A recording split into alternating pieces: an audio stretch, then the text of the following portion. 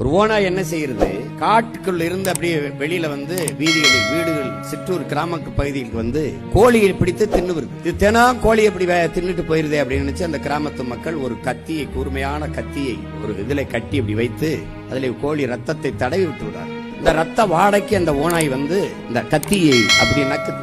அப்படி நக்கும் போது நாக்கு அறுபட்டு ரத்தம் கொட்டுது.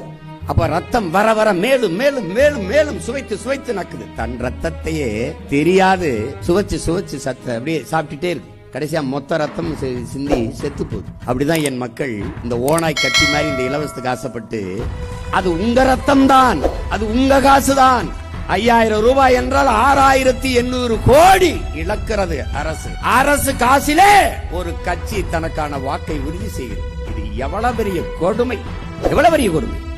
வாக்குக்கு 2000 காசு கொடுத்து உங்களுக்கு சேவை செய்ய ஒருவன் வருவானா? மக்களுக்கு சேவை செய்கிறவன் எதுக்கு காசு தருகிறான்? அந்த இடத்தில் முதலீடு செய்பவனின் லாப தேவைதான் இருக்கும். மக்கள் சேவை செத்து போகிறது.